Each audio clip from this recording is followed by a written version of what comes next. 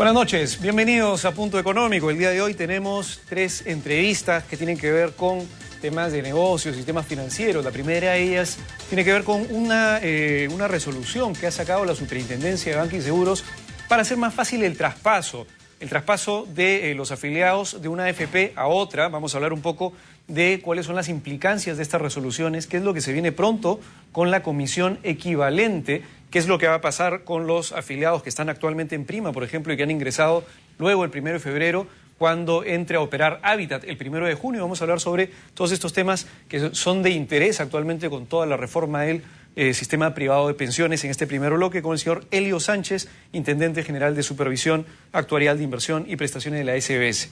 En la segunda parte del programa vamos a hablar con Fernando López de Castilla sobre todo el tema de franquicias. Vamos a hablar un poco sobre, digamos, qué franquicias existen en el país, porque la franquicia puede ser un buen negocio. Vamos a hablar un poco sobre cómo estamos, cómo está la industria de franquicias en el Perú con respecto a la industria mundial, y probablemente nos dé algunos tips para aquellas personas emprendedoras que quieren eventualmente entender cómo poder franquiciar sus negocios. Y en el tercer bloque vamos a tener a Manuel Facio, gerente de Marketing Preciso. Con él vamos a hablar sobre las bodegas en Lima. Ellos han hecho un estudio que habla sobre, un poco cuál es el crecimiento que han venido teniendo las bodegas, en dónde se distribuye la mayor cantidad de bodegas o cómo se están distribuyendo las bodegas en Lima, y hay que entender un poquito el comportamiento que tienen estas bodegas y cuán interesante es con respecto, por ejemplo, a un consumidor que tiene para escoger una bodega o que tiene para escoger un supermercado, que ahora están creciendo, a un ritmo bastante rápido, sobre todo a nivel de provincia, a nivel nacional. Así empezamos entonces el programa el día de hoy con el señor Elio Sánchez Chávez. Él es Intendente General de Supervisión Actuarial de Inversiones y Prestaciones de la Superintendencia de Banca y Seguro. Buenas noches, bienvenido a Punto Económico. Muy buenas noches, gracias por la invitación. Sánchez, ¿qué tal? Ha salido una resolución de la Superintendencia de Banca y Seguros explicando o tratando de hacer mucho más fácil la vida del afiliado y tratando de reducir el tiempo que le toma un afiliado cuando se traspasa de una AFP a otra, por el motivo que sea. Claro. ¿Qué implica esta facilidad que le están dando al afiliado?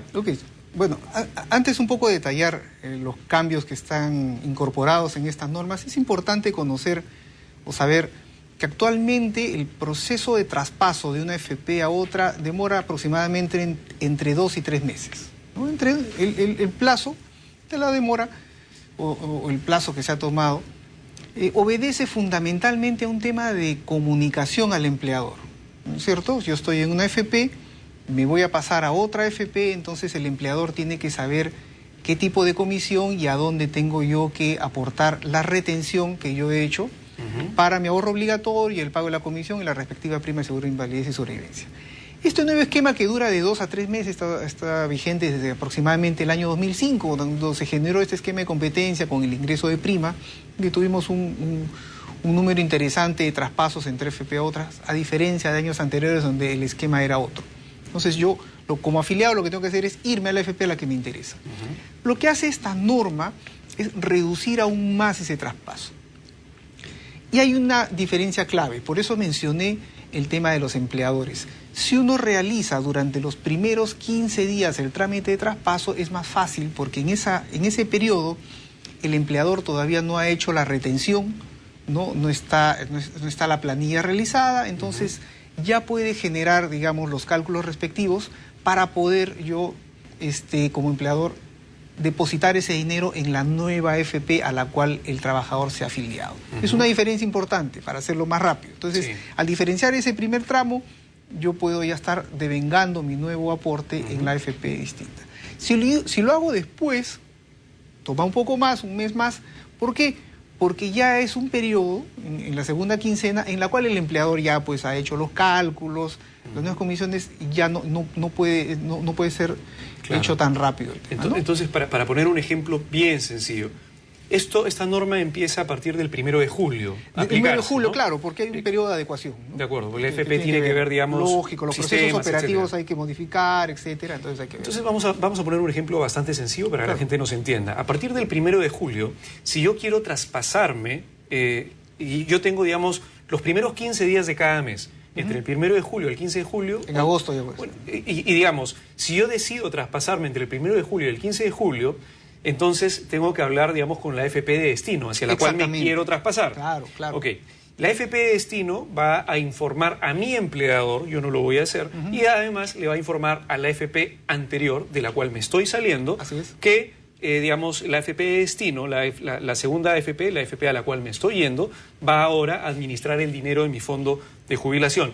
Y el dinero de mi fondo de jubilación lo va a administrar a partir, en este ejemplo, si es que yo me traspaso entre el primero al mes siguiente. La otra AFP. O sea, a partir del 1 de agosto, ese dinero, mi empleador, digamos que en la fecha de julio, el 1 de agosto ya yo tendría el dinero, digamos, exactamente, ya puedes estar... todo mi fondo traspasado a la nueva AFP. Y aportando a la nueva AFP. Y aportando a la nueva AFP. Si es la segunda quincena, ya eso va a demorar un mes y medio más. En el ejemplo, entonces estaríamos hablando en septiembre. Así es. Si lo hago el 31 de julio. Si yo hago entre el 16 y el 31 de julio... Yo hago el 31 mi traspaso. La plata en la otra AFP estaría el 1 de septiembre. Así es, por todo el proceso operativo que hemos... De acuerdo. Bueno, en todo caso, rápidamente hemos resumido. Igual se recorta bastante el tiempo, digamos, casi la mitad del tiempo de duración. Claro, antes inclusive era un año el esquema de traspaso, ¿no? Ahora se ha simplificado mucho más. Ahora, como he mencionado, 2 a 3 meses, ahora es mucho más rápido, ¿no? Ahora, mes y medio o un mes, ¿no? ¿Por qué es importante el hecho de que las personas tengan la posibilidad de traspasarse rápidamente de una AFP a otra? ¿Qué logran con eso? A ver, este esquema de traspaso es parte, a su vez, de un proceso de competencia que ha sido generado con esta reforma.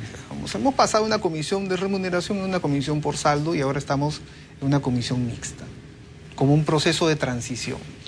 ¿Qué es lo que se ha revelado en estos últimos tiempos? Y de alguna manera es la parte buena de lo que se generó en la elección de la comisión por remuneración y comisión por saldo.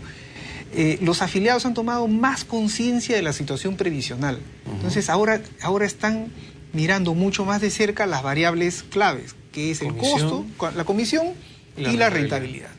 La comisión y la rentabilidad van a ser las dos variables importantes. Antes... Y eso es lo que esperamos que se releve, que el trabajador el afiliado pueda comparar de una manera más clara y efectiva, y eso lo logras a través de una comisión por saldo. ¿Por qué? Si tienes una rentabilidad, como hemos tenido acumulada a lo largo del tiempo, de 8% promedio anual, por encima de la inflación, y tienes una comisión por saldo de 0.5 o 0.1, rápidamente vas a poder hallar una rentabilidad neta. ¿Por qué? Porque los dos están calculados sobre el saldo. Diferente es cuando yo tengo una comisión por remuneración y tengo que compararla con una comisión, con una rentabilidad que es sobre todo mi ahorro. Entonces hay que hacer unos cálculos un poco más complejos de lo necesario para poder hallar una rentabilidad neta, cosa que es más difícil. Entonces son dos atributos importantes y obviamente está el servicio. Entonces parte de la ley inclusive incorpora que se establezcan, y en eso se está trabajando, indicadores de calidad de servicio.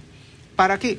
Para no ver pues situaciones, o para tratar de reducir al menos situaciones en las cuales yo me voy de una AFP más barata a otra AFP más cara, o que de repente sea una AFP inclusive con menos rentabilidad, ¿no? Entonces evitar hacer más limpia la comparación, más transparente. Y por eso, muy bien, creo que definitivamente muy bien mencionaste al inicio que hay otra norma de comisiones equivalentes, porque tenemos comisión por remuneración y comisión por saldo. Entonces, para ayudar a esta comparación, se han hecho comisiones equivalentes. ¿Qué significa?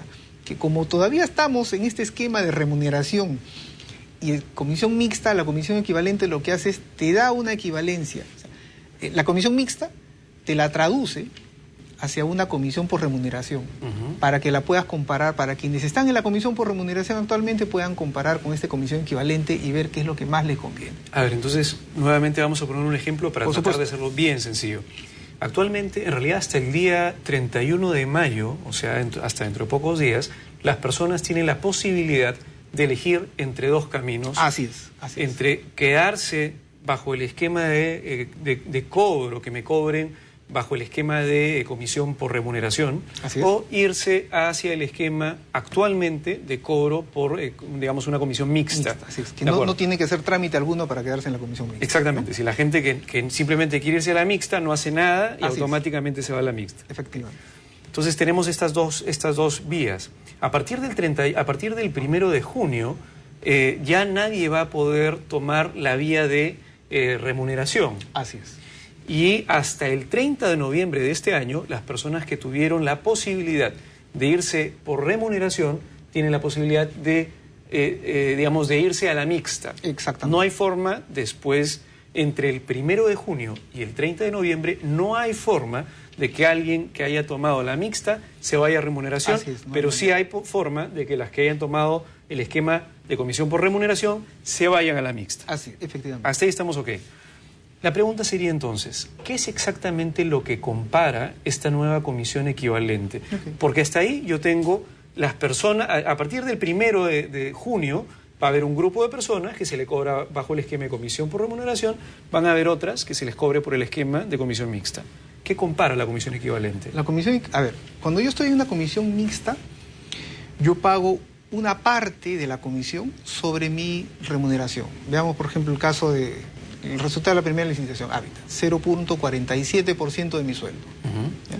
Y otra parte la pago sobre el nuevo saldo que yo empiece a generar, ¿no? Porque recordemos que sobre el saldo anterior no se paga comisión alguna, ni la rentabilidad que genere ese saldo. Eso es intocable. O sea, eso ya pagó comisión, no va a pagar. Entonces yo voy a empezar a pagar sobre el nuevo saldo. ¿Ok? Entonces, ¿qué está cobrando en este caso? Supongamos, con la expectativa que hay, Hábitat, 0.47% de mi remuneración, 1.25 anual sobre el nuevo saldo que yo genere a partir de junio.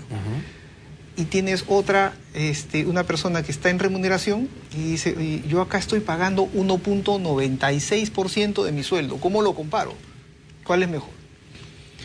Lo que hace la comisión equivalente es traducir ese 0.47 más 1.25 en un solo dato.